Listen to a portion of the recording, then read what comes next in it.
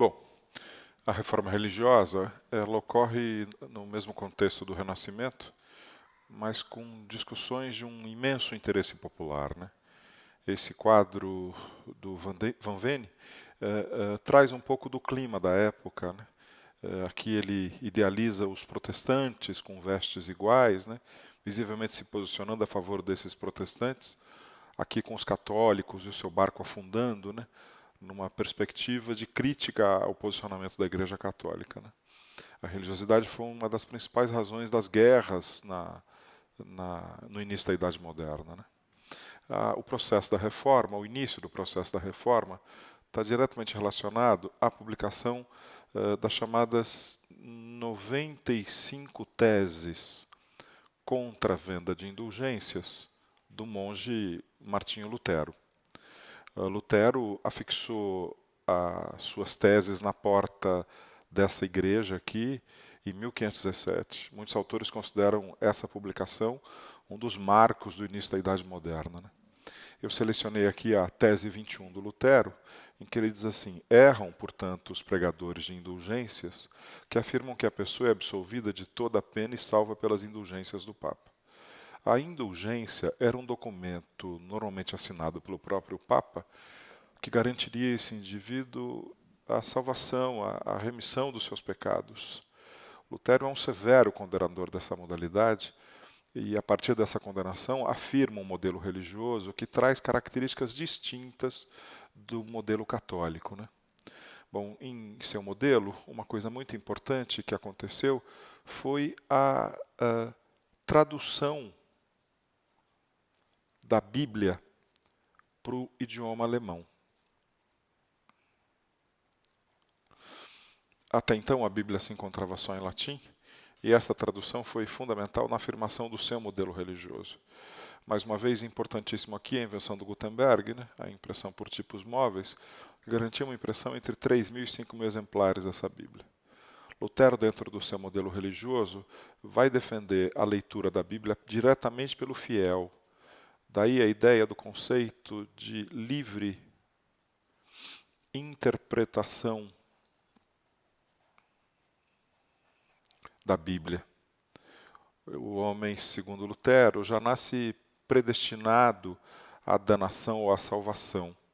O eleito de Deus para ter fé, o escolhido por Deus, ele sabe ler e sabe, portanto, interpretar a palavra de Deus. Então é um modelo religioso que não considera que o Papa ou quem quer que seja tenha uma interpretação oficial que deva ser feita pelos fiéis. Essa interpretação pode ser feita por qualquer um, desde que seja um eleito de Deus, né? Então é um modelo que se diferencia do modelo católico. Um desdobramento do modelo do Lutero foi a pregação do Sr. João Calvino, né, quando ele cria o calvinismo, modelo que ele criou a partir da cidade de Genebra. Ele vai defender predestinação como Lutero, mas a religiosidade calvinista acaba sendo um modelo que considera que o eleito de Deus é o homem que naturalmente, espontaneamente se dedica muito ao trabalho. E diferentemente da Igreja Católica e do próprio Lutero, que até esse momento condenava muito as práticas comerciais, o Calvino vai considerar que as práticas comerciais não são pecaminosas, né? Daí a consideração das relações que essa religiosidade costuma ter com o desenvolvimento de uma cultura burguesa, com o desenvolvimento de uma cultura comercial, e vão se estabelecer relações dessa religiosidade com a formação do capitalismo, né?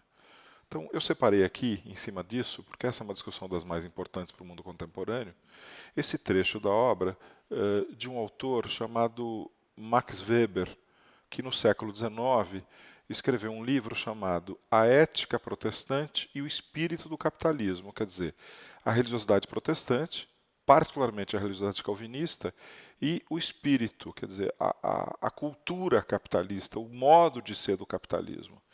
Veja o que ele diz a respeito do calvinismo. O calvinismo é precisamente a primeira ética cristã que deu ao trabalho um caráter religioso. Anteriormente, o trabalho fazia parte das atividades pertencentes à vida material. Ele se impunha porque, de uma forma ou de outra, não se podia dispensá-lo. mas como atividade temporal, nenhuma relação tinha com a salvação eterna ou com a vida espiritual. Para o calvinismo, ao contrário, o trabalho, considerado uma vocação, torna-se atividade religiosa. Importa trabalhar, custe o que custar, haja ou não necessidade de prover seu sustento, porque trabalhar é uma ordem de Deus. Então, essa relação entre capitalismo e calvinismo, o Weber vai dizer que, em algumas regiões, o fato de elas serem calvinistas favoreceu o desenvolvimento de um espírito capitalista. Bom, evidentemente que essa ruptura vai fazer crescer o movimento reformista na Europa de uma forma incrível, né? Eu separei aqui para vocês esse mapa, né? Então você vê que o modelo religioso do Lutero nasceu aqui nessa região, né? E se manteve com um certo vigor exatamente aqui.